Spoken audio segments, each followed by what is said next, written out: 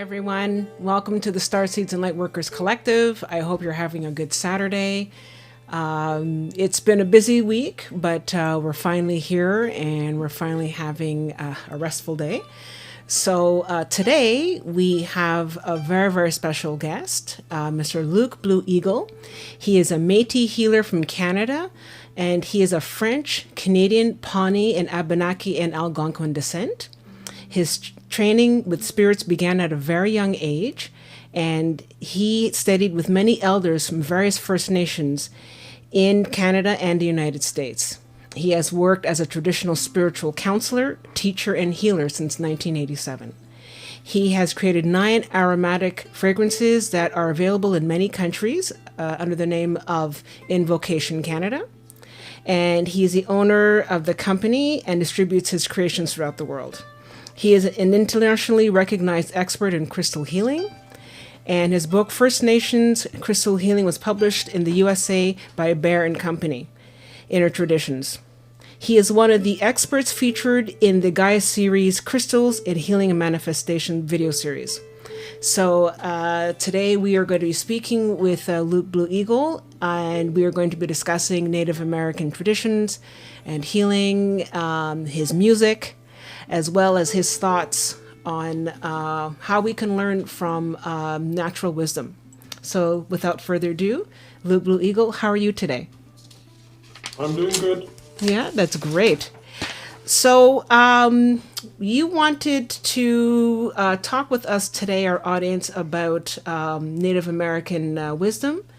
And I think maybe we could start off and we can talk about what's happening in the world today. It's so crazy with the fires and the politics and all that.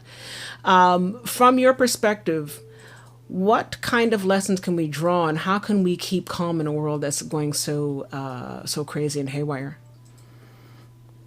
Oh, the first thing we need to do is connect with what's real, and that's done within.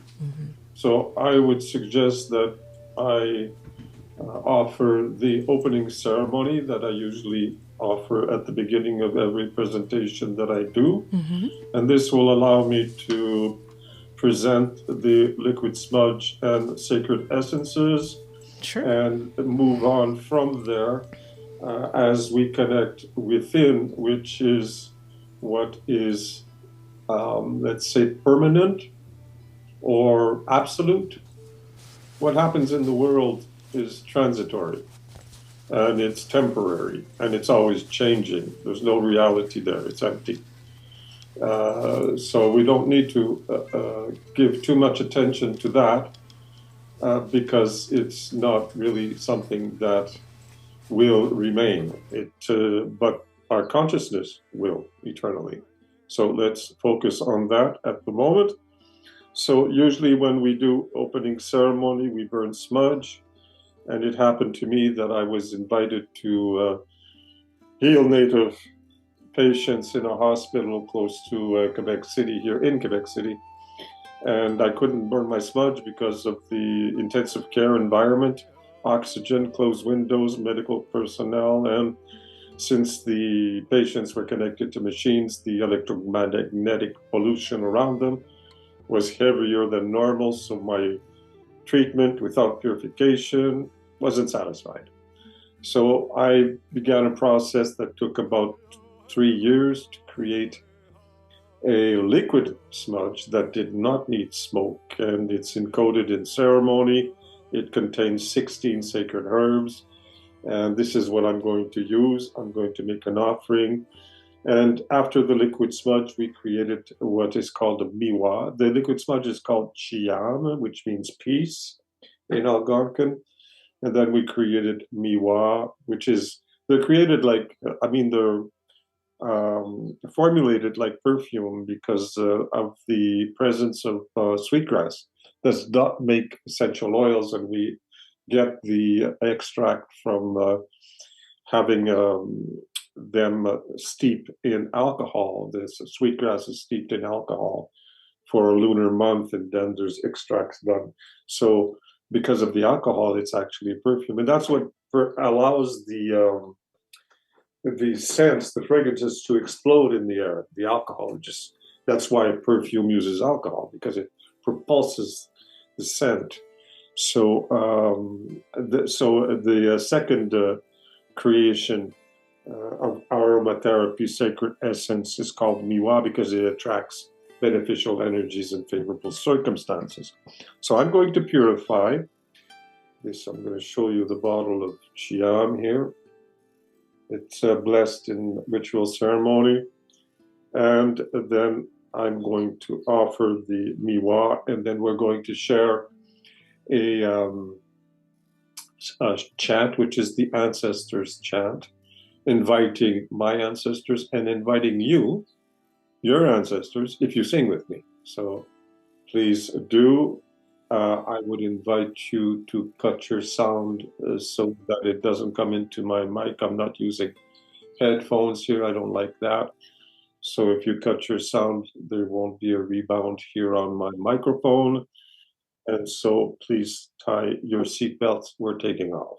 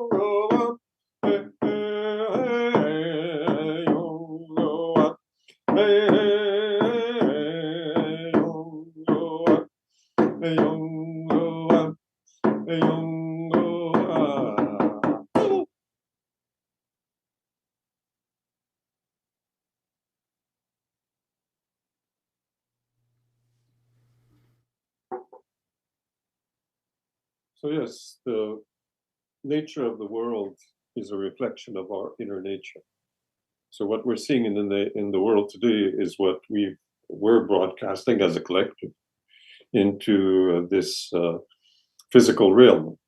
And the important thing when we're looking at all that and understanding what's happening is to be fully conscious of our participation in it and how we can um, dissolve the negative aspects of all that by dissolving what is negative within us. And that is done through spiritual practice. That's our most important um, task as human beings, is to really connect with ancient traditions. And that doesn't need to be Native American, it can be Tibetan, it can be Hindu, it can be Sufi. The important is that we steer clear of the New Age stuff um, because that's recent and it's often been, how can I say, uh, kidnapped by other forces to um, direct people into wrong roads that aren't really um, grounded. Mm. And that are a lot of, looking wonderful stuff, very marvelous, but the ground basis of it is that spirituality is hard work. It requires that we do spiritual practice, and that needs discipline, and that's the most important thing. And uh, a master or a guru or a lama or an elder that has proven themselves and that you can trust and that you can have devotion with and that you can enter in a relationship that brings you to the next level of your own evolution by having somebody who has demonstrated their own evolution into higher states of consciousness. And so they will direct you to spiritual practice so that you can develop, because nobody could bring you there. Evolution is something that's personal to the being. You can't take away somebody's karma. Everybody is responsible for their own life. What they've created by their thoughts, words, and actions, and that reverberates through their lives, is their own responsibility. The only thing we can do is show the way, and so that's the thing that we need to emphasize, is that the only way that we can start to have some kind of impact on what we are generating into the world is through spiritual practice. And spiritual practice normally has three different aspects to it. The first aspect is prayer. And it's very important to understand that prayer is not, as the Western world has a tendency to give to it, as asking for something.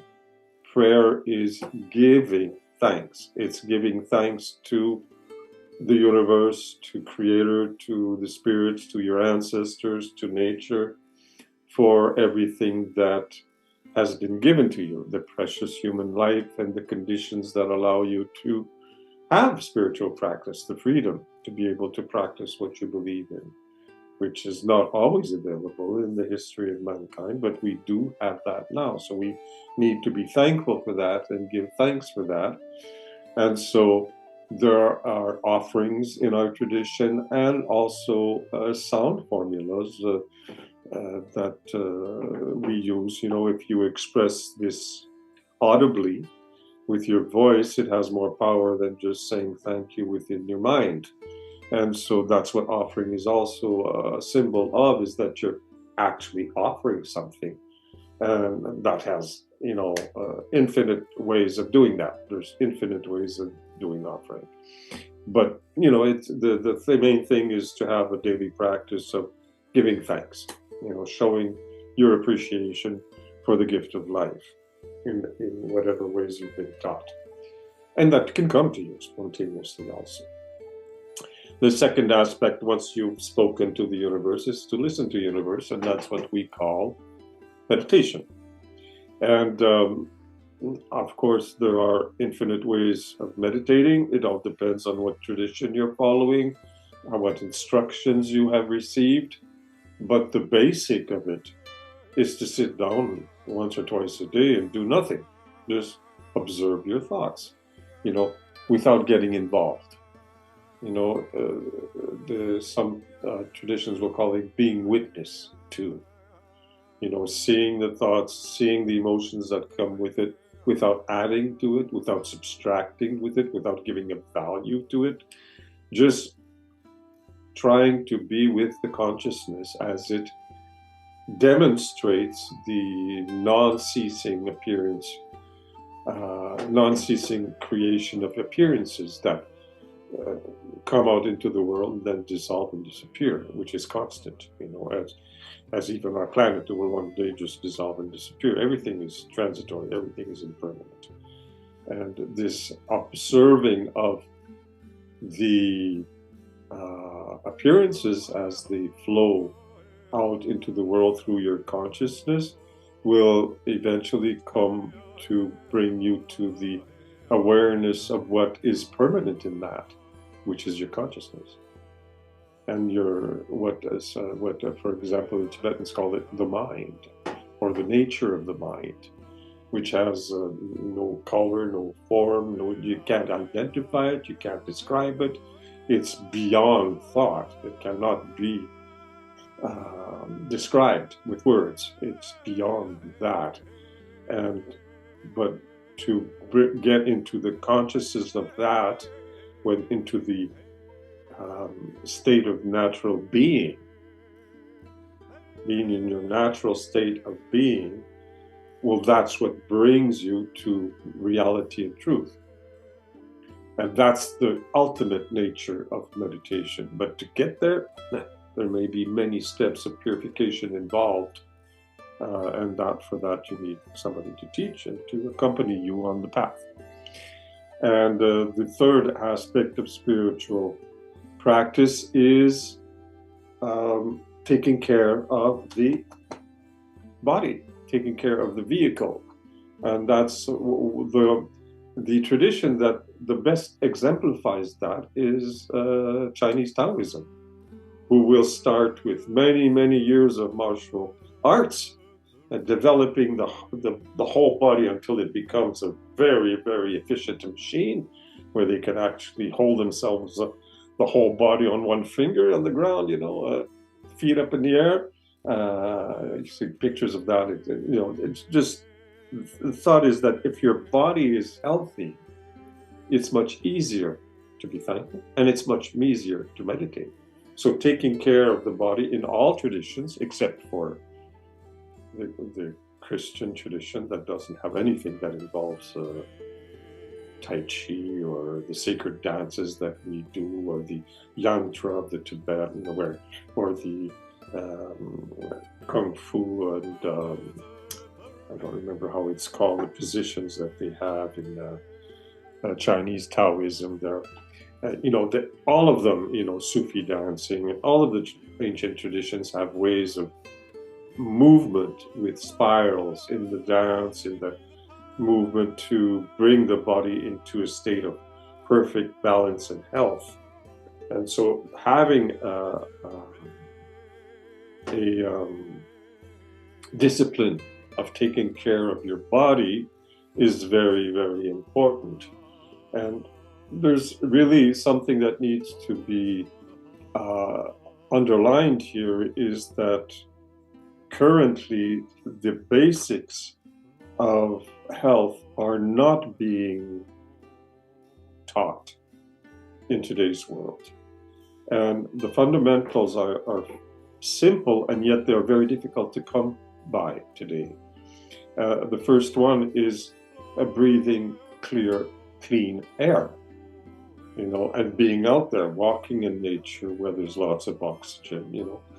The air in any kind of house or building is a lot more polluted even than in the center of a big metropolis, where with all the cars.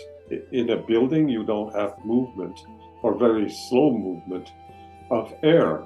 Even if you have machines doing some kind of exchange of air, it's air that is not vitalized. There's no life in it. So if you really need to get out there every day and breathe, and the best way to harmonize that rhythm is with walking.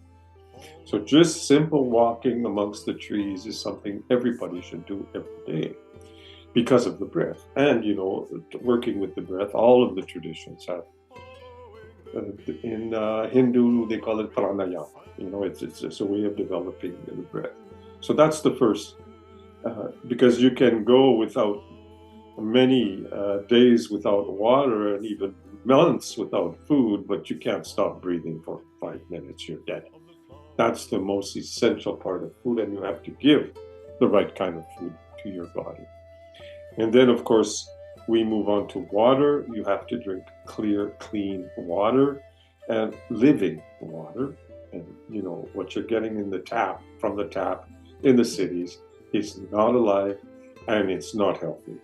It's got a lot of pollutants, If you ever distill that water, within a few distillations, if you put your head in the basin there where the water is boiling, what's left there, it smells awful. You can really see, and there's even parasites in there. So you can really see that the water that you're drinking is not healthy. So you need to find a way to have clear, clean water. Your body needs at least 1 or 2 liters of water every day, and people are not drinking enough. You don't get sufficient water if you're drinking tea or juice.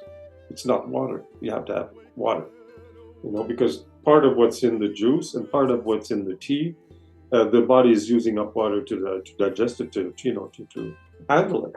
So it's not clear, clean water. So, it's very important to drink enough water. And then you need sunshine. And, people used to live outside a lot in prior days, so they were getting plenty of sunshine, and there's many, many ways where you're living an outdoors life when the sunshine comes to you. Now, in our houses today, we're not getting enough of that. So that's very, very important. There are studies that have demonstrated that in the northern countries, in the wintertime, the drugs that control the mood go way up because people are not, and there's ways of getting sunshine, even in the deep of winter. If you get up in the morning, when the sun is coming up, and you look, there's sun coming in through your eyes. And if it goes through your clothing, but you need to get out there. So that's another reason for being outside. Sunshine is really important. Like in the summertime, I make it a point of getting a lot of sunshine and getting completely naked out there as often as I can to really take it in so that I have enough for the whole year. This is very important. And that's why it's some people, go to the extent of going to nudist colonies. Good thing, because they can expose the whole body to the sun and still have a normal life there. Now, then it's important to have the right kind of food. Processed food is not healthy.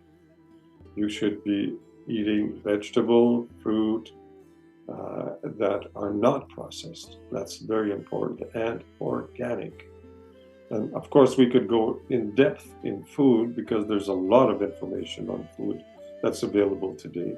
The important thing here is that it does need to be organic, and it does need to be non-processed. Go to the basics. Cook yourself. Do the cooking yourself. Do the processing of the food by yourself. So, and because we have got, fairly, we don't have as much variety. People think that we have more variety than we used to, but actually, no, we don't. Because in nature, there's always something different growing every other week. There's something that's coming to maturity every other week. And so you're having a lot of diversity when you're looking at nature, things that you don't have, because, there's about 75 kinds of food. I remember a study where they're saying that in natural, aboriginal, indigenous lifestyles, some nations could go up to 750 different kinds of food in a year. This is different than the 70 kinds that you'll find in the grocery store, So, you have to be mindful of what you're eating, and be careful to not go to processed food or fast food. That's death in itself. And then rest, having sufficient rest and sleep. You should be sleeping 8 hours a day. Some people need 9 hours, and some people need 7 hours. But everybody needs that kind of sleep every night. Working during the night is not healthy. You need to get that sleep. And exercise. You have to be moving. And of course, in our tradition, we have sacred dances. In the Chinese spiritual, they have Tai Chi and Qigong. That was the word I was looking for, Qigong. And, every tradition has their own way of, the Hindu have the yoga. It's you have to have some kind of development if you're going to go deeper into your own spiritual awakening.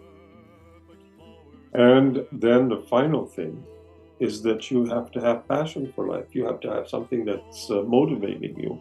You have to have some kind of passion, or something that drives you. And that's something that is also missing today, because people are formatted and conditioned and programmed through the educational system, where they take children that normally should be playing outside all the time, and they put them on a chair behind a desk all day, because they're training them to becoming a part of the workforce later on in the system. So, and they're being taught that they have to have a profession, they have to have a work within that system that makes money. And so people are not following their joy. They learn to follow what is prescribed by the system. And that's the first lesson they learn when they go to the first year of school, because they've got an exam, and the exam is the same for everybody in the classroom, but everybody in the classroom is different. So what's the message they're getting is that they're not important for who they are. They're important if they conform to the system. That's the first message you get first year of school, and it continues throughout the educational system, because they're not really educating you. They're training you to be a part of the workforce. So learning to follow your joy, because when we come into the world, we have what is called the original instructions, like all beings. And this is where we're different than other beings, because every one of us has a different original instruction, what we're supposed to be doing here. What we have decided when we were in the spirit world, when we were preparing our incarnation on earth, what we decided that we were going to do to develop, because that's what we do in the spirit world, in our soul family. We spend a lot of time getting ready to come here, and we give ourselves tasks to do. And so they are the kinds of things that we'll love doing. For example, if you love music and you want to play a lot of music, well, that's your original instruction. That's what you're supposed to develop when you're here. And everybody is different on that, in that development. But learning to first find that, and then have the courage to follow that, is something that's lacking in the educational system. So we have to give time to that. In indigenous way of life, this was a part of life. When the children became adults at puberty, there was no teenager. The teenage years did not exist in indigenous society because they had the rites of passage. So you had a moment when they became man and woman because they could procreate at puberty. Then they would have the rite of passage. It would bring them to the understanding of who they are and what they were supposed to do in their community. It was different within every nation, but every nation had that. One example is the visit quest, because that's part of my tradition, where the young man would go up on the young boy would go up the mountain or up on a platform in a very high tree or any high place where they could see as far as possible. And then they would, for the first time in their life, be alone, because indigenous communities are very close. Everybody's very close to each other. There's a lot of love. There's a lot of community. There's a lot of family. People are not like in this society where everybody's separated. No, it's very close. And so for the first time of their life, they're completely alone, and they're there praying nonstop, 24 hours a day, because they're not supposed to sleep, they're not supposed to drink, they're not supposed to eat, and they're not supposed to, they have to master themselves in a spiritual practice, which is asking spirit who they are. Why are they here? And so during that time, they receive a lot of messages. They have a lot of understanding of who they are. And being able to master their thirst, master their hunger, master their need for sleep, and master their fear, because it's the first time they're completely alone, I can guarantee you that person coming down from the mountain is no longer a boy. It's a man, because they've understand how to master themselves. So it's different in every tradition, but every single indigenous tradition had this kind of rite of passage. The ladies, it's completely different, of course, because the ladies don't work the same way. But the important thing to understand here is that there always is a moment in your life when you get to understand who you are and what you're supposed to be doing here, which is the primordial, the most important thing in your life, because that's why you've come here, So what I would encourage people to do is go on retreat, where they shut off the phone, they shut off the computer, they don't look at any screen for at least 3 or 4 days and nights, and they're not talking with anybody, and they're just meditating, praying, and looking within to find out, why are we here? What's my next step in life? Give yourself time to do that. And it's important to do it in nature, because in nature, everything is real. Everything is true. There are no lies in nature. The tree won't be lying to you. The animals won't be lying to you. The wind won't be lying to you. The water won't be lying. Nothing is a lie in nature. In the world of men, almost everything today is a lie. But in nature, nothing is lying to you. So if you have only truth all around, truth will begin with time. It takes time. It takes days and nights. And the truth will slowly start to emerge from within you to give you a better understanding of where you should be going and what you should be doing in this life. So then there's, of course, today, there's an enormous, so we're looking at health, and this is the 7 aspects, basics of health that I just described to you. And of course, today there's a lot of pollution and a lot of chemicals, and they're even injecting you with nanobots and spike protein and things that are said to prevent disease, but are actually injecting different kinds of diseases within you. And so there's a great need for healing. And there are, there's always a balance in the world, and there's a lot of incredible products that are being created today to help with that.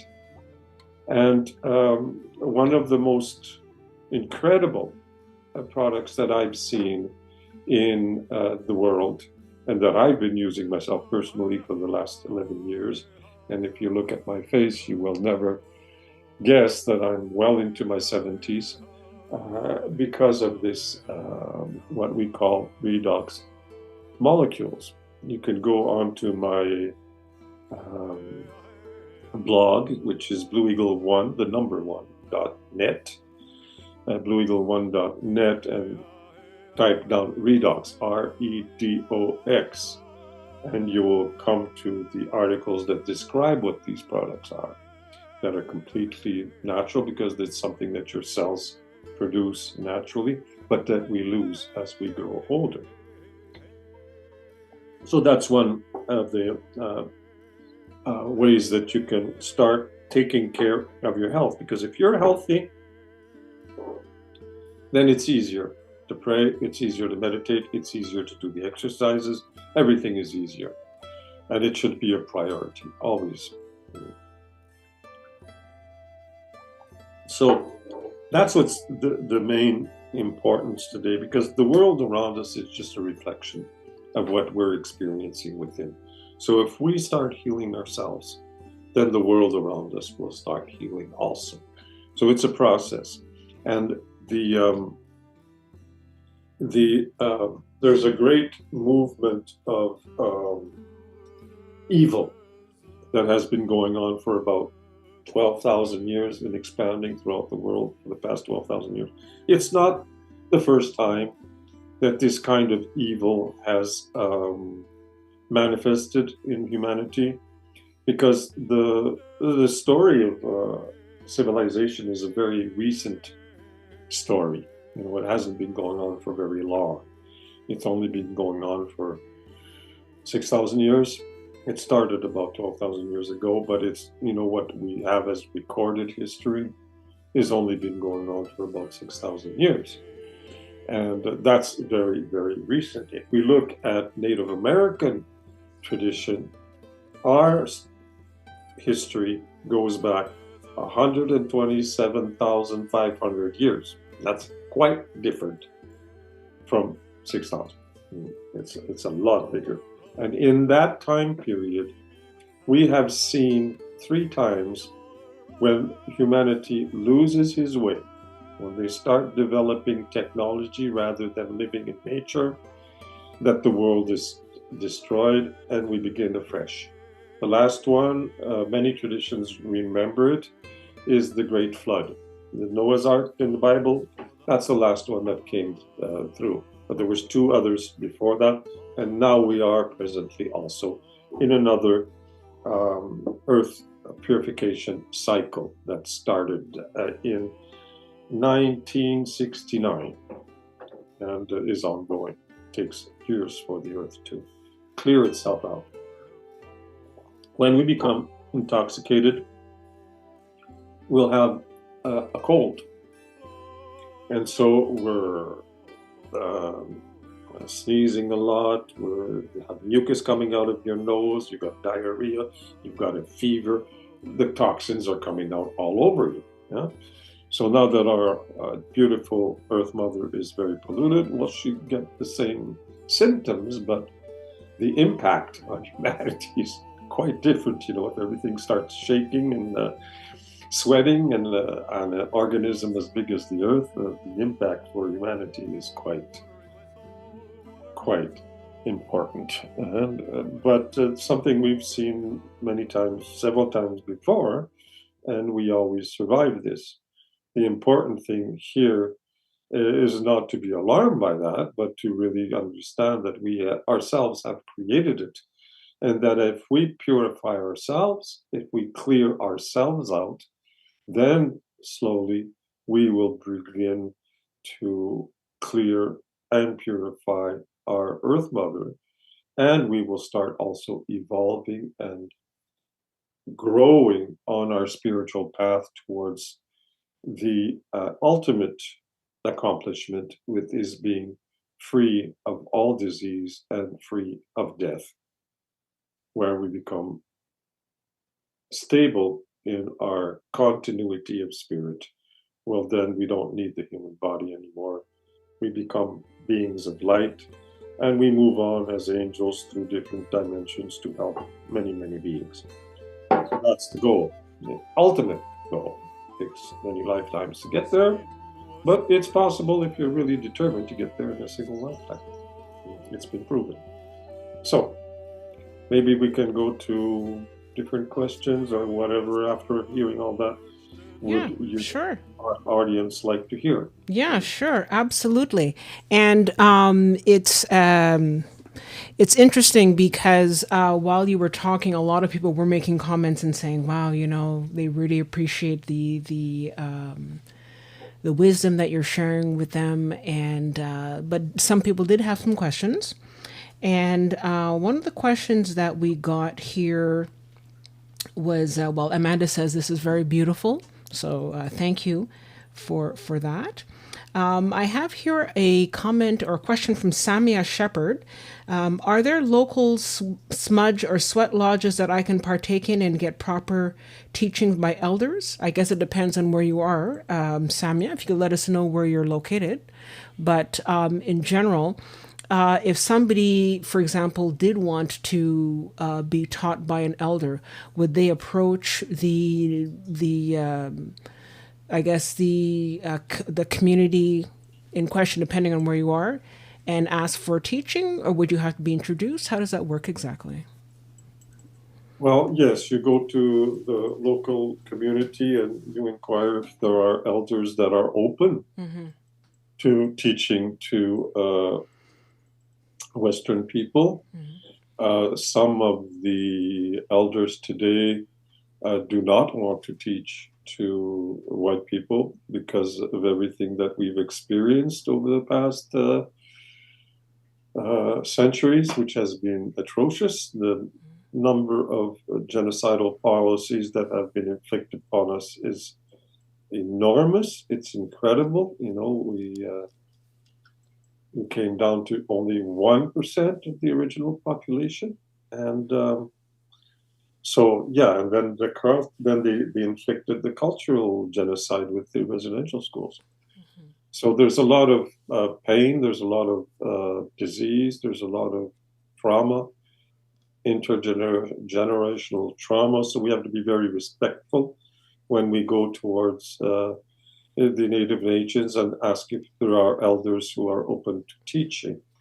And if so, well, you go respectfully to them with offering. You have to bring an offering of tobacco in a red cloth. You tie it up in like a small bag there. It doesn't have to be big. It's a symbol that's important. And you try to get some natural tobacco, of course. And whatever other offering, and monetary offering is always welcome today. In the older days, people would come with food, clothing,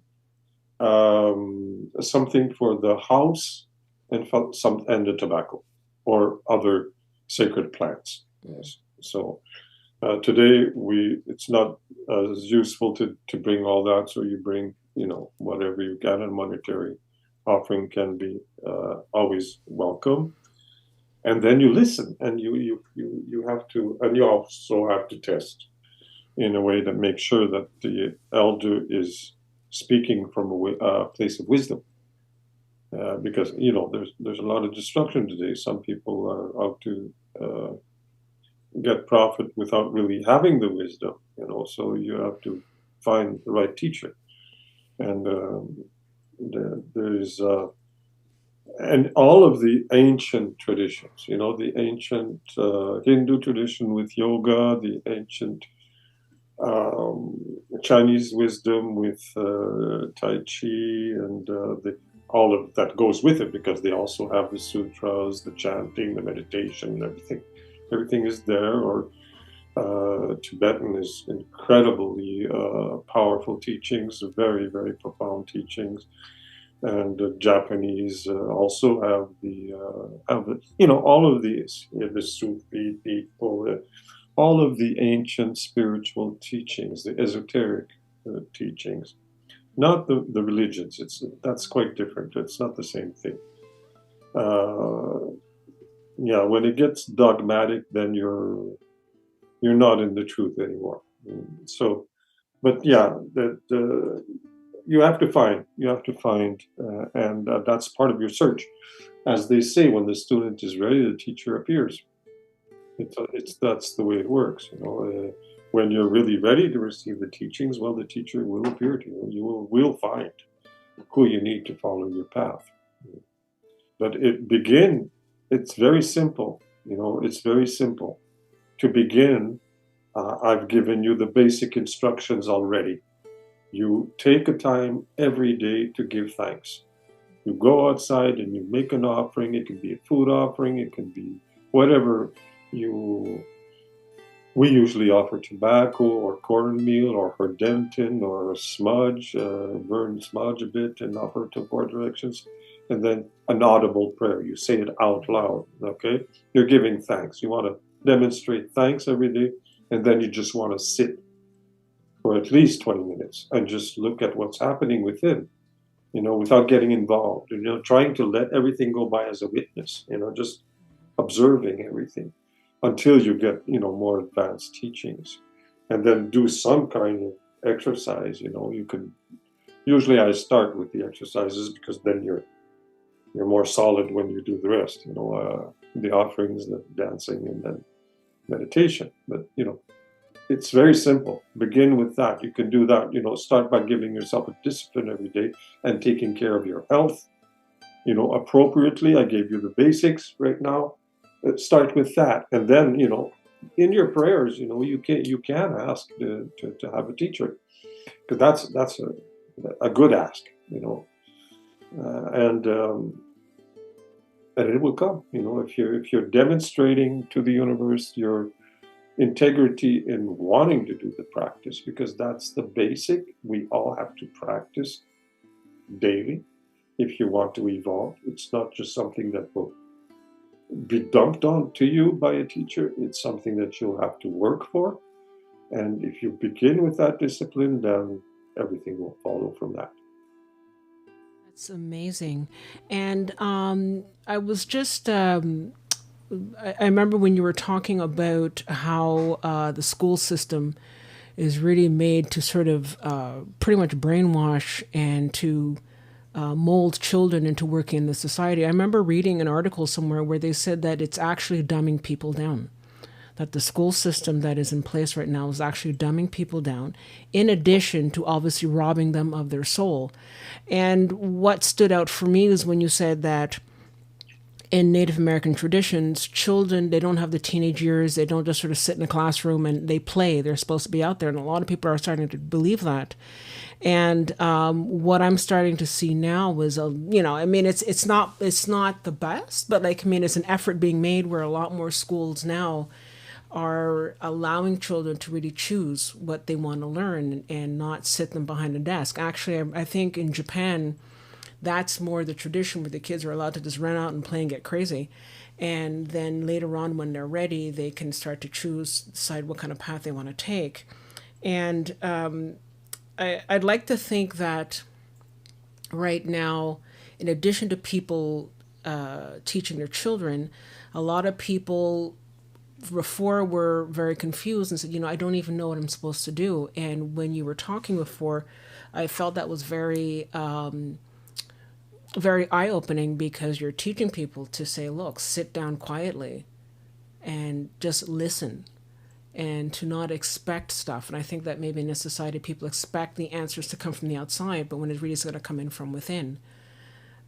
So I think that's so powerful, especially for people now who are sort of in flux, because they see that there's changes happening on the planet, and people are starting to reject a lot of the social media and stuff that's going on. But I feel that what you were saying really gives people a guiding path. So I just want to say thank you for that. It's very, very powerful. And getting back to some of the questions and comments, I have here, people are wondering, because you said that in terms of drinking water, you can't just sort of drink tea or coffee, you have to have actual water. Somebody asked, Amanda asked, would spring water be the best? Or here, I think somebody else also asked about, Cloud Kicker asked about alkaline water.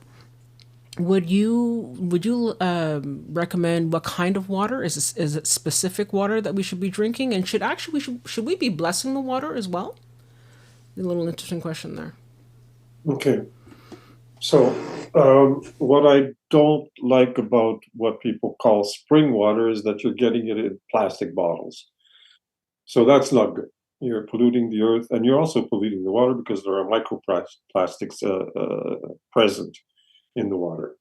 So what you want to do is to have a filtration system in your house or in your apartment, and there are many different kinds of filtration systems. Um, uh, once you've once you do have a filtration system, like reverse osmosis is excellent, and distilling is wonderful. Also, those are two methods that are really good. But then the water is, as I describe it, dead. So you want to revitalize it.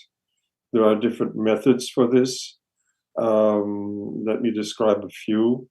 One that was preconized, preconized. I don't know how that, if that's an English word. It's a good way in French anyway.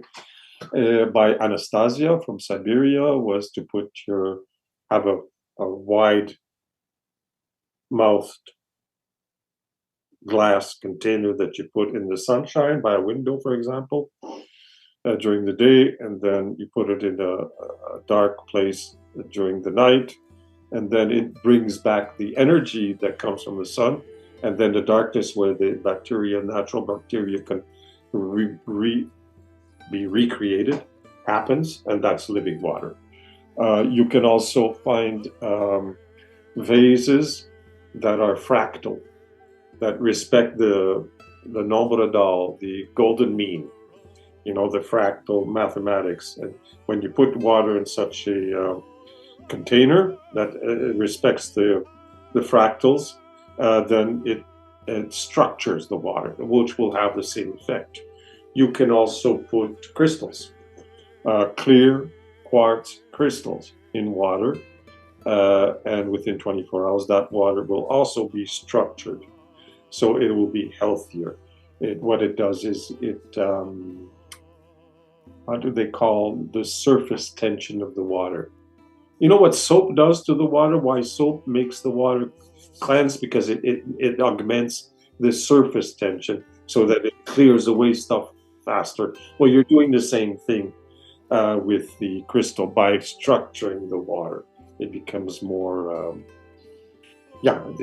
I wouldn't be able to, I'm not a scientific, I wouldn't be able to explain it scientifically, but I know that it has something to do with the extension of the water, that it becomes more watery, if you want. It cleans more, it's more absorbent, more like water. So those are the different, rather than have dead water, which is, kind of abrasive. So it's softer when you either structured it or made it a living water. Okay. In prior times, we could drink water everywhere. Today, that doesn't work anymore because water is polluted. So we have to come back, because in nature, the water is naturally purified by just being in nature. And so we need to get back to everything you can do to live a more natural lifestyle is beneficial for everything and everyone. That's incredible. And if for anybody who's familiar with the work by Masaru Emoto, who was a Japanese scientist, he had a book called the I think the Life of Water, the Meaning of Water, and I have the book on my shelf, and he says the same thing as well in terms of water being dead, and that you can actually program the water. And I think that that's also interesting. You can program the water with words and say, I love you, and drink that water. So water is a very, very good conductor as well as of energy. I had here a question. I'm not sure if you know of any, do you know of any communities in the Edmonton area? Somebody was asking. In what area? In the Edmonton, Alberta area in terms Oh, of there's so many in yeah. that region.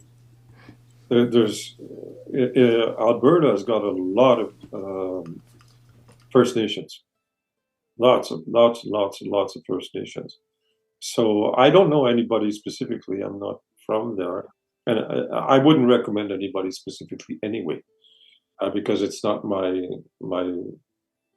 in our tradition. We don't do that. You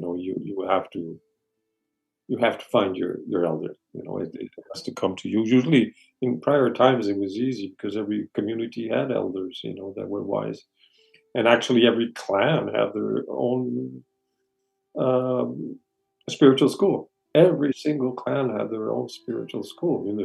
The the um, the level of spiritual accomplishment in indigenous communities has nothing to do with what we see today.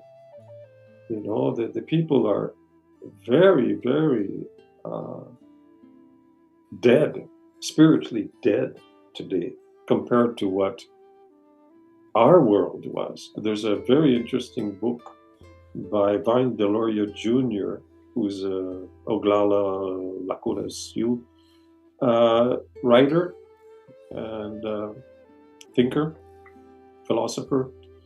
And he wrote a book called The World We Used to Live In that documented everything that the first invaders or Europeans that visited the native people saw that they could not comprehend. Bringing a person that was been dead for 12 hours back to life, healing broken bones in 30 minutes, flying through the airs, teleportation. There's a whole book of it, of the things that they saw and that they could not comprehend. How could these people be doing that? And for these people, it was normal. Every community had some very evolved, very spiritual elders that could demonstrate their understanding of the nature of the world and the nature of their minds. Because actually, the world is made up of our minds. There's no real existence outside of consciousness. And that's what is profoundly wrong with today's world, where we give so much importance to the material when the material doesn't really exist. It's created by our minds. So we should be focusing on the mind and not on the material, because that doesn't really exist. We're focusing on something that doesn't exist, and we're giving it importance, and a lot of importance. So that's creating an incredible level of destruction, because we're delving into evilness by going into falsity, into something that's not true, that's not real. And everything begins with the mind, and there isn't anything other than the mind. The mind is creating everything. So there's no real objective reality outside of consciousness. Okay, and what's interesting is that everything that you're saying is, I think, is starting to permeate a little bit, because a lot of people are starting to find themselves disappointed. A lot of people are saying, I was sold a lie through education. I was sold a lie about what life was supposed to be. I was sold a lie about, what I was supposed to do, and I was supposed to achieve all this. And so you have a lot of, especially younger people, a lot of younger people are saying, this is not what I thought it was supposed to be. So people are starting to feel lied to. And I think that a lot of people are starting to say, maybe there is something else. And I'm hoping that people are watching and listening to your wisdom, because I think that people could really benefit from that, because people are feeling disappointed and just empty, like you said, empty and just lost. I do have an interesting question here from Mac. And Mac says, where can we find a balance between technology and nature with the growth of AI in today's world? And how can we foster these ideologies forward? Would you like to answer that one? Sure, that's easy. It's all part of your discipline. Mm-hmm. You should get out there every day. Your day should not be all day with the computers, within a house, within a building, within work. You should be, as much as possible, trying to create a garden or walk out in nature. Do every day something that's in nature. And then as you do this as a discipline, it will become at some point natural to do this. And then you'll become, you have to invest yourself in the natural world. The easiest and most helpful and most agreeable of all activities is doing a garden. And even in the cities now, there's community gardens. There's always, you can even grow stuff in your kitchen. Sprouts are easy to grow in your kitchen, as long as you're taking care of some form of life, of something that's living. Technology is dead. A car cannot reproduce itself. There's no form of technology that can reproduce. It's all dead stuff. There's no life in technology. It's all dead. I remember the comparison that this elder gave of the locomotion between the story is that he was going on his carriage with his faithful horse down the road, and then there's one of his cousins that came flashing by in this expensive car, and he stops his car and he says, this is so slow what you're doing there, look at me, I'm going really fast and I can get a lot done, and bragging about his car. And the old man, he looked at him and he said, well, listen, you're having to work a whole lot to pay for that car. And that's taking a lot out of your quality of life, because you're spending hours and hours and hours working to make that car, And your car is sprouting these awful smells and pollution all over the place. And it will eventually break down, and you'll have to buy another one or get it repaired, which is going to cost you still more. And says, well, me, I can talk to my horse. He listens to me, and I become a better person because he's reflecting back to me something that's real, and that I understand myself better because I can talk to my horse. You can't talk to your car. And he says, sometimes, I get tired and I could sleep in my carriage. The horse, he knows where he's going. He's going to go all the way back, and I don't get tired. I'm very comfortable. And he's not sprouting pollution.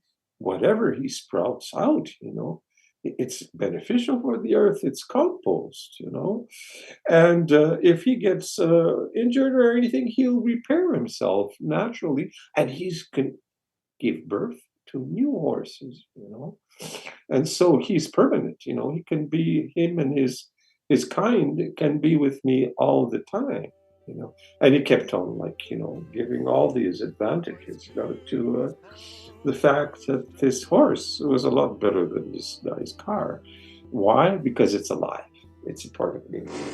So the speed that we're moving today, and the fact that we're doing things really fast, is not helpful, because I remember this other tradition, I think it was from the Middle East, Sufi, I think it was, who were explaining how the more you're in a hurry, the faster you're going to die. And saying every time you're in a rush, you're taking hours and days off of your lifespan. And so there's something about that. Tools of technology can be useful.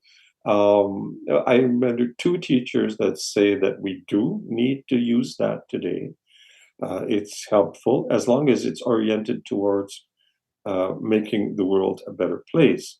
One of my teachers was called Sun Bear, very powerful medicine man from Minnesota, from the Ojibwe Chippewa people. And he used to say, as long as the dinosaurs are still there, we can eat from their, we can eat from them, we can eat them. And what he meant by dinosaurs were the corporations and the governments. So as long as they're still there, you can carve away parts of their flesh and just cook it and eat it, meaning that you can use the tools that are out there, but put them to use in a good way. And the other teacher was Anastasia from Siberia, which I mention often, which is a very powerful lady there.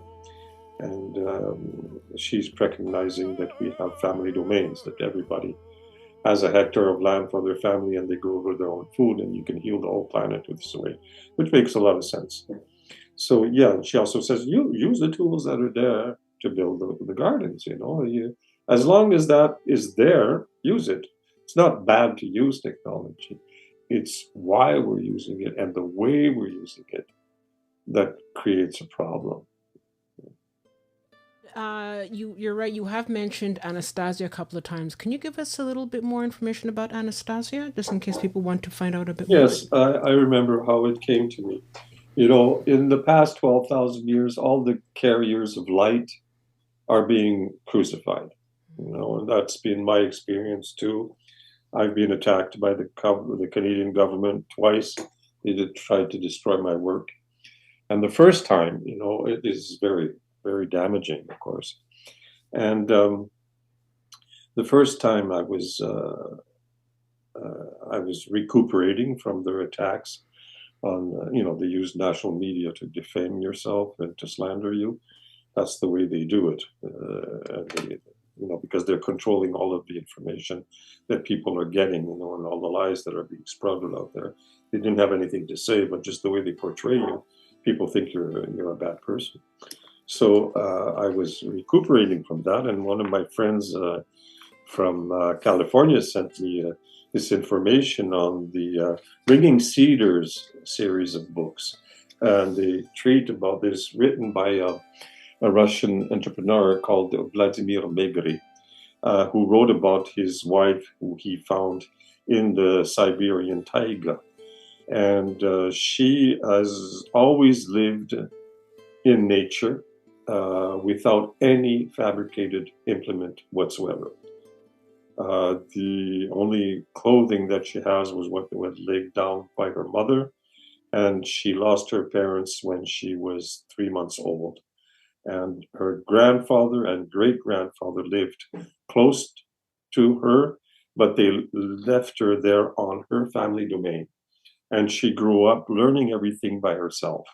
And she had manifestations of the Great Spirit that came to help her. And they were astounded to see how that manifested in her life. Now, when she met her future husband, she says, how am I going to integrate this man into my life? Because he could not live with her. I mean, she's living completely and entirely in nature. The animals are doing all the work for her. I'll just give you one example. It's very, very cold in the Siberian taiga. It can go down to 50 below. And she has no house, she has no clothing. How does she survive all that?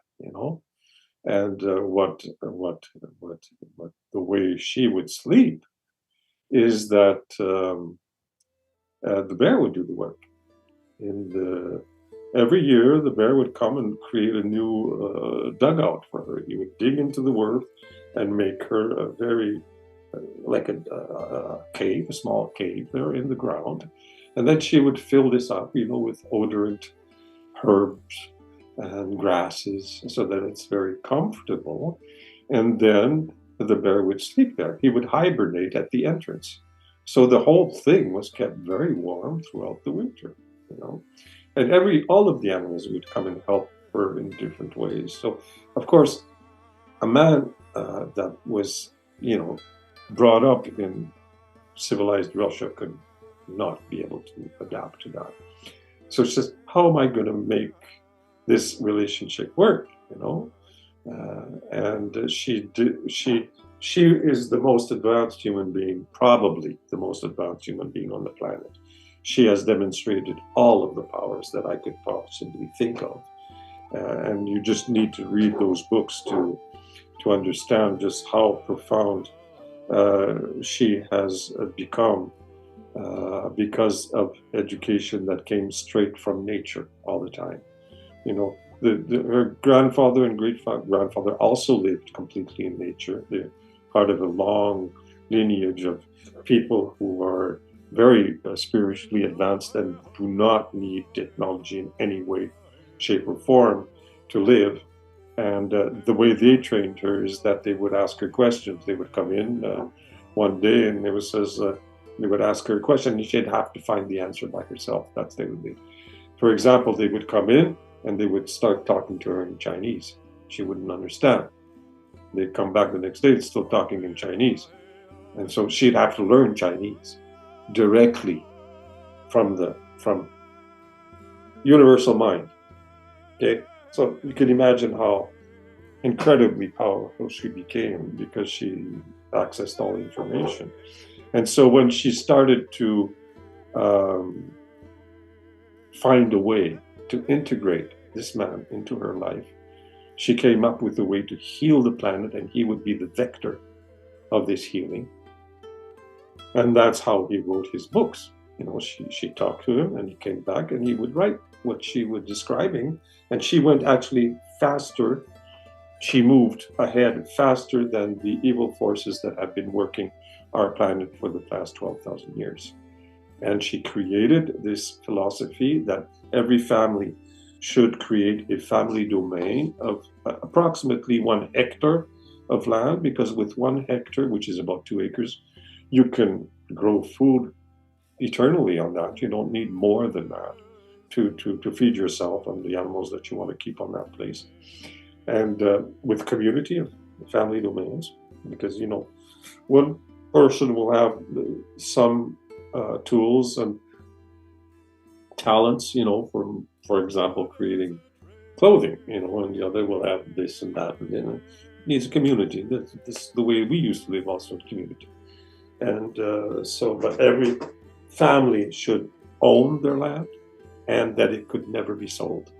It could only be passed on to future generations through heritage, and that there would be no taxation on the land or on the objects or foods that were produced by that land. Those are the simple, basic principles of the family domain.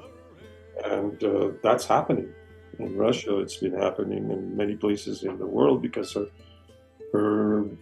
Vladimir's books were translated in over 20 languages and have sold for millions of copies. And there are demonstrations of how this has worked. So I was in this deep period of distress in my life where my work, 25 years of work, had been destroyed by the Canadian government. And then I found these books, and I understood that actually this is not something that was unique to me, that they do this because they also tried to destroy our work. They were not successful. And that's a very beautiful story, actually, and because they actually tried to kidnap her or kill her, and they were not successful. And so it gave me hope, and also it gave me, because I was very close to understanding exactly what we needed in today's world, because of the need for community and all of this, and going back to nature and all this. But there's the element of family domain. That is that one element that I needed to understand, that this is the way to go, and this is what she brought forth. And what I also understood is that she is that being that we were waiting for.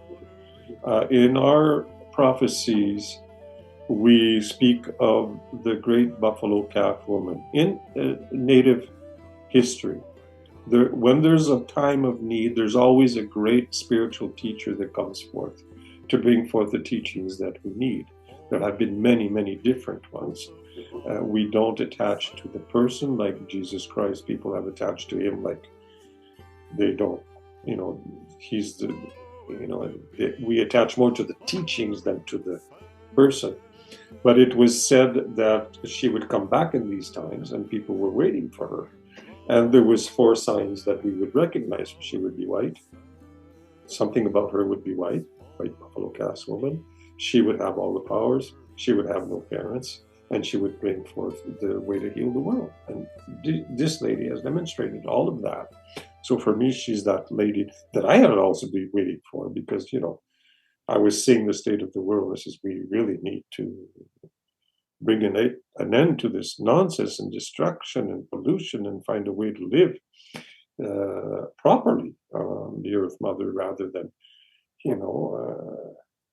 downbeating all the children into formatting and conditioning them and programming them into the workforce where they lose their humanity, and so yeah, that's Anastasia. And so the Ringing Cedars series of books, I think that there's a problem with the English translation right now because I don't know if it's easy to find. I think there's something happened to that, but it's available in many languages. Okay.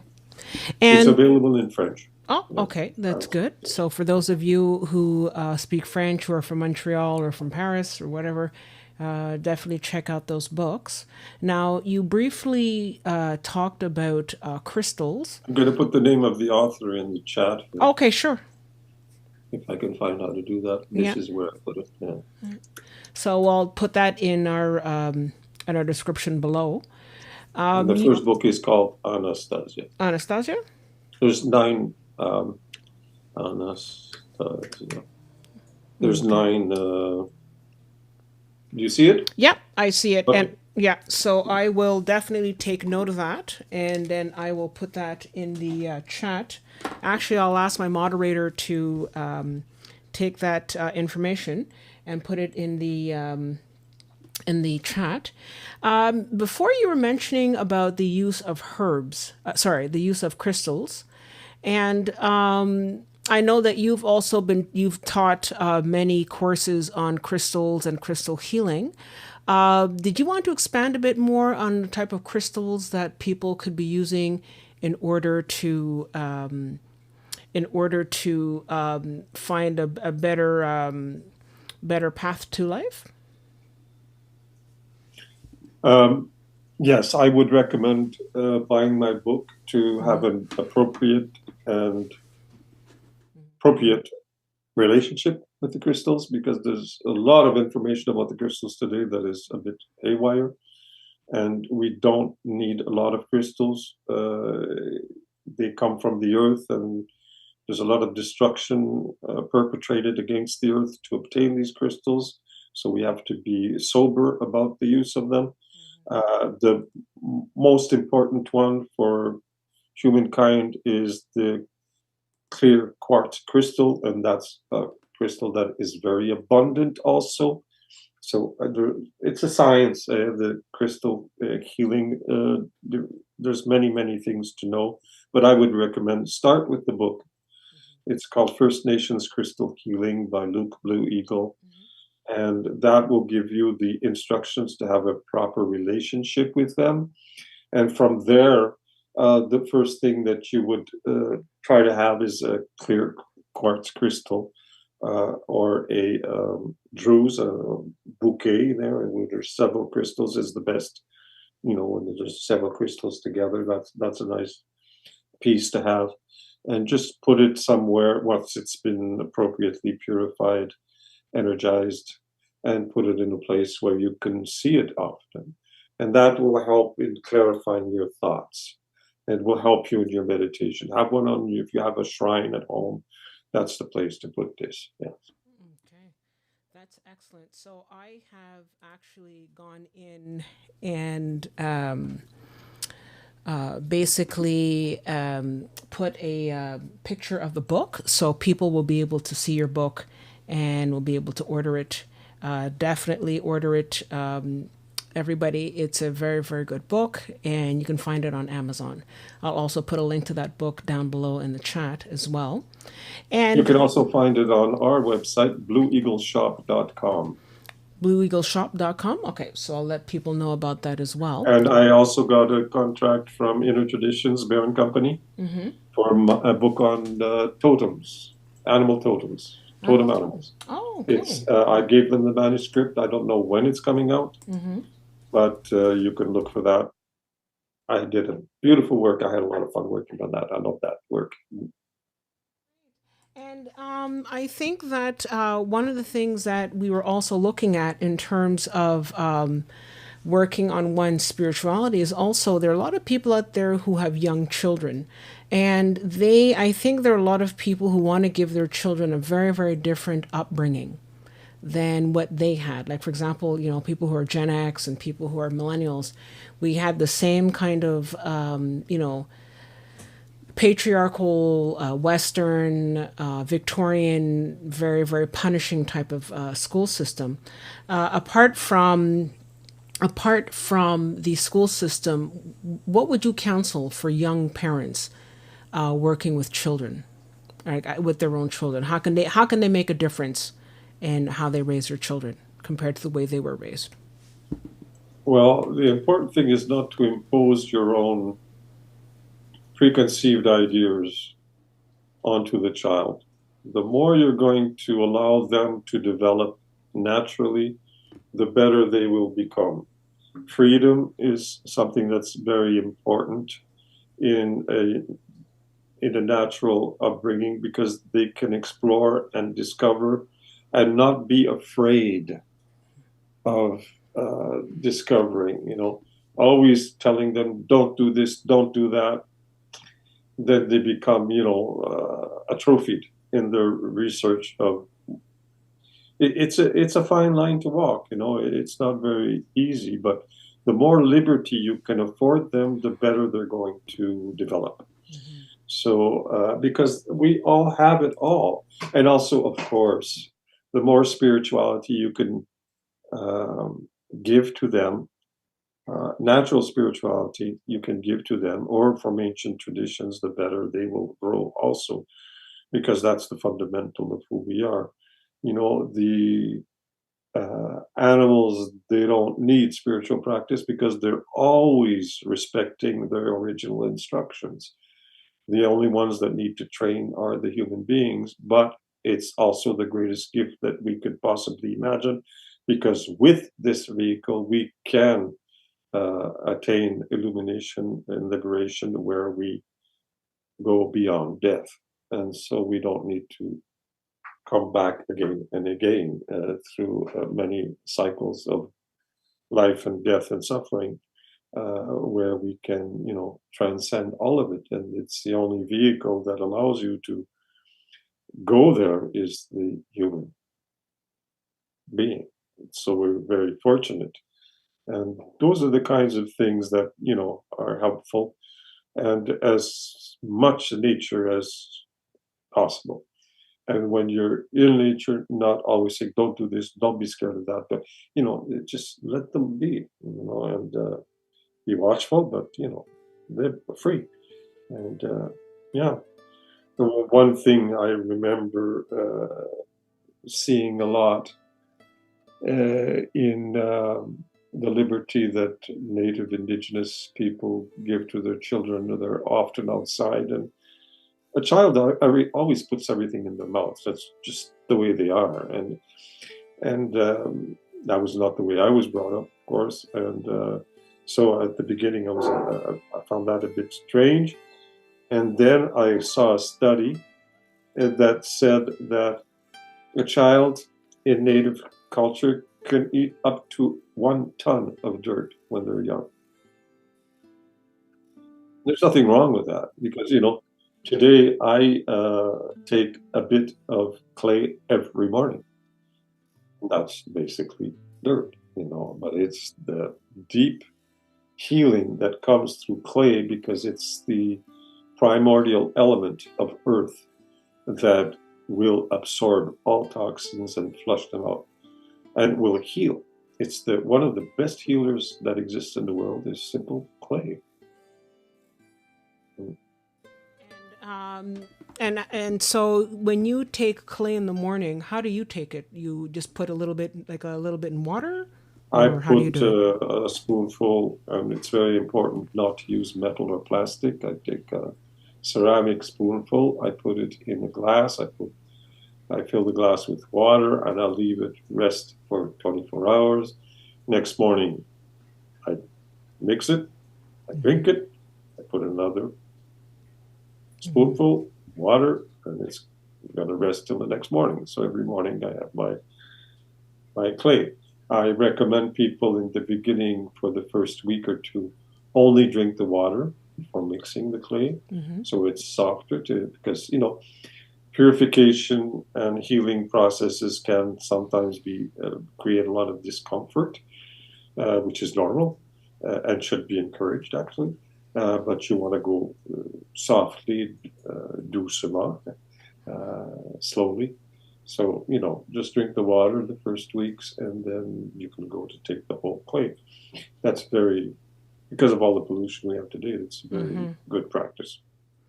Okay. And one of the things that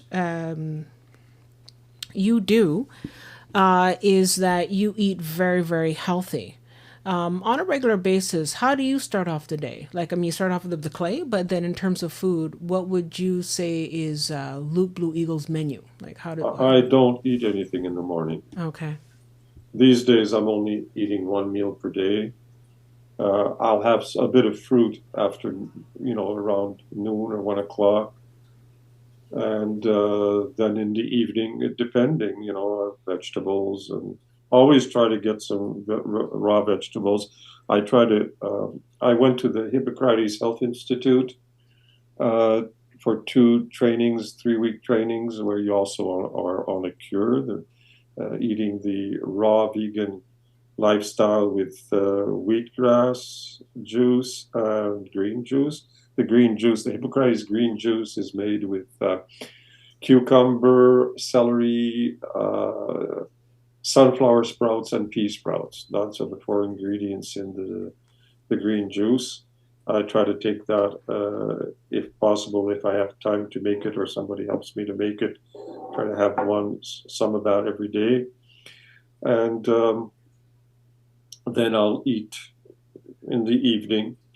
I try always to have some raw vegetables. I was brought up on lots of meat diet when I was young, and I like it, so I often have meat in the evening that I cook myself, and always organic, of course. I don't recommend people eat meat every day, but there's a very good book. There's 2 different approaches. Right? If a person really wants to heal and clean, detox the system, I recommend the raw vegan diet. Okay. But you can't remain on that all the time because you're going to have deficiencies. It will really clear out your system. It's very, very healthy. But in the long run, I noticed that the people that follow that type of diet take a lot of supplements because they have to complement. There's a lot of deficiencies, and I don't. I think that it was prophesied that we would take supplements in our prophecies. It was said, prophecies that date from over 1,000 years ago. It says when we would come to this period of time, the basics energy of life would, because of our ill treatment of nature, would come out of the foods that we eat. That would no longer collaborate with humankind because we're not having a right relationship. And so there was not enough nourishment in the food, and we'd have to eat small rocks to supplement. Yeah. That's exactly So they had already prophesied the period we would need supplements, and we do. Yeah. And the best supplements is actually the redox molecules. So please go to my website, blueeagle1.net, and search for redox molecules or something like that, and you'll find my articles, and you can communicate with me about that. And and then so the other book that I found very, very, very good is Nourishing Traditions. Nourishing Traditions. It was a man who I'll have to look at I don't remember the author. Sometimes I remember, sometimes I don't. I don't remember right now. Anyway, I'll look at it before I stop our talk. We're soon finished anyway. But yes, what happened? I think there was this man, if I remember the story right, a man who visited many ancient people across the world that were really healthy. These these people that live way over 100, and people are very strong, very healthy, that very good teeth, no obesity, like our people here before the coming of the white people. When the white people saw us, they thought we were so incredibly beautiful because there was no obesity, that no man had a bald head. All of them were very strong, could run 100 miles with no problem, and et cetera, et cetera. There's a great amount of characteristics that they had all their teeth, and they were very even teeth and very strong teeth, and et cetera, et cetera. So this man, he visited many of the ancient cultures that had these signs of good health, and he took note of what they were eating. And he saw that there was similar things in all of them. There was a similar things that were in all of them. And he wrote a book on that. And then Sharon Stone, I think it was, anyway, I'll have to look at it. I'll go get the book. Then took up his work and went farther with it. And it's a very big book with lots of recipes. It's a wonderful thing to look at. That's very, very good. Nourishing Traditions. Let me get the book. And sure. No problem. I'll wait for you here. And so I just wanted to say thank you guys for being here with us. We are really learning so much from Elder Luke Blue Eagle. If you have any more questions, now's the time, because he's answering all these questions. So please let us know if you have any questions. I've given the moderator one of the links to the books by Vladimir Megre, who is the husband of Anastasia. So you can check that out and check out those books. And here's the book, Nourishing Traditions, the cookbook that challenges politically correct nutrition in the diet and the diet dictocrats, by Sally Fallon. Okay. Yeah. Sally Fallon. Well, there you go. Okay. Well, definitely, if we're going to ask the moderator to put that down below in the description. So I'll find the link and I'll put it in the description below, but you have it here on video. So that's good. So that's really, that's so important, because the amount of obesity, the amount of diabetes, the amount of cancer, the amount of men losing their hair, men not, the sperm count is down, women can't have children. We're really going in the wrong direction. This is, I remember many, many moons ago seeing a poster, and it was of a man, a native man, and he was with his horse, and it says, only when the last river is polluted, only when the last tree is cut down, only when the last ground is polluted, that you realize that you cannot eat money. And that's always stuck with me, because we do all this stuff and we realize that, what we need are not material things. We need to just eat and be on this planet. And so no matter how much you have, if you can't eat the food and you can't sort of breathe the air, then you're truly lost. Did you want to continue a little bit more about the book, or did you want to people can read it. They'll see that there's a lot of things that many, many different cultures, ancient cultures, it's just basic common sense also, And the basic thing is, steer very, very far and very clear from fast food, which is your death. And of all processed foods that have many ingredients there, look at the ingredients of whatever you're buying and try to just stay with the simple food, vegetables, fruit, meat, fish, don't. And organic if possible. Organic, I think, is the most important. Always organic. Always organic. Because not only are you getting healthier food, but you're also protecting the planet. Okay. And I do have a question here from Mac. And Mac, you have great questions. He says, Elder Luke Blue Eagle, can you elaborate on each personal journey or rites of passage beyond our teenage years? And I know that you didn't mention, Luke, that people in your tradition don't have teenage years, but anyway, and the type of retreats that you would recommend, yoga or Native American, I guess, to help young people, because one of the things that we're seeing is a lot of young people just losing their way. I mean, it's what, adults are also lost too, but especially young people between in those years where we don't have that tradition of going up the mountain and men having those types of traditions. What would you recommend for, let's say, again, parents who have adolescent, we'll call it that, adolescent young children? What can they do to ensure that they Yes, don't go there the wrong are way? organizations that do organize vision quests. That's the best that I know of. If you can find any kind of organization that has vision quests, that would be very good. You have to look and find. I'm not. I live a rather secluded life. I'm in semi-retirement, so I'm not out there. So I don't know what's available really. I've finished my teaching years, and I'm going into a more intense spiritual practice space for my time. And so I can't really give any, but that would be nice. The other thing that was asked in that question is the other rites of passage. So it's very simple. The first rite of passage is giving a name to the child. And then there's the ceremony of the first steps. When the child is able to walk, then he becomes included into the community, and there's a small ceremony there that everybody from that period on will take care of the child as if it was their own in a community. And there's many reasons for that, and it's a beautiful ceremony, and it's very good for the parents. And then, of course, the puberty ceremonies, where they become a man and a woman.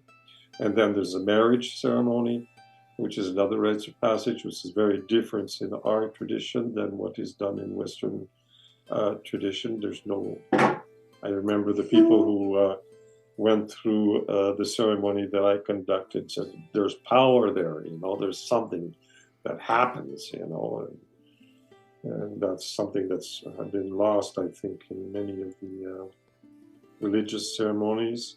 And then there's the elder ceremony, which is really beautiful, when you recognize a person as an elder. And that too does not exist in our society. We put our elders away in these old folks' home and forget about them, and they carry all this wisdom, So in our tradition, there was a ceremony where we recognize and where that elder would speak of what he has to offer, what his life has been, and then you discover stuff that's really incredible. Everybody who's gotten to the age of an elder has demonstrated enough wisdom to get to that age. So what have they experienced? What have they got to share, And that's precious. That's really precious for the community. So it's honored in our tradition. And then how to accompany the person as they transit from this world to spirit world is another rite of passage that needs to have the appropriate ways and powers that go with it, And that also has been lost, The way they conduct themselves in the hospitals is atrocious, There needs to be a great deal of calm and serenity and accompaniment so that the person really transits in a good way, because what they experience at that precise moment is vitally important for their evolution. To stick them up with, with these electric shocks, and try to pump them back to life and administer a bunch of, there's a fear of death that is not conducive to our evolution. So many things to learn from indigenous tradition. So that answers the first part of his question. And so I would like to thank you, Crystal, for inviting me to this session, and all those who, I don't see the chat from where I am here, so I want to thank you all for being there. And yes, you can continue to follow my work. I haven't been very active on my blog in the recent months, been so busy with other things. But if I do start to write again, and there's like 250 articles there, a lot of teachings on Blue Eagle One, the number one.net. And for my products, you want to go to blueeagleshop.com. And all of the 9 aromatherapy sacred essences are there, my books, my music. I have 7 CDs of music therapy, Native American music therapy. And yeah, we'll be in touch through all of that. And I wish you a beautiful summer. And I would like to thank you again, Crystal, and Andrew in the background there, with all the tech work. So thank you very much. Thank you so much. Thank you so much, Luke Blue Eagle, for being with us and for being so generous with your time. We really, truly appreciate it. And I can see by the chat, a lot of people were really enjoying the information that you had to share with us. And just to sort of, I've been sending little flashes here and there, but today we were listening to the music by Luke Blue Eagle. He is an accomplished musician, and he studied flute and guitar, and he's played and he's created many, many beautiful CDs. And the CD that we've been referencing today is Sky Songs. And you can find that on his shop as well as Bandcamp. So please check that out. And he has a whole bunch of other CDs and CDs that you can use in your own spiritual practice. So please check that out. And again, I want to say thank you, Luke, for being with us today. We really appreciate it. And we look forward to seeing you soon. And please let us know about the book that you have coming out. We'd love to talk about that with you as well. So go to blueeagle1.net. When the book comes out, you'll be made aware. Okay, great. Thank you. Go on to the newsletter. So okay, great. So thank you again. I don't write very often, so as soon as I write, then you get... and do explore. There's lots of beautiful articles. Perfect. Bye-bye. Bye. Thank you so much. Thank you again, Blue Eagle. And thank you, everybody, for being with us today. We really appreciate you being here. And it was a beautiful, very, very calming and instructive. And we learned so much. And it was just like real wisdom. We are so lucky to have someone who is a native elder and a healer to share all that wisdom with us. Like I don't know about you, but I really felt that. So thank you again for being with us. And we look forward to seeing you in the next presentation. Take care.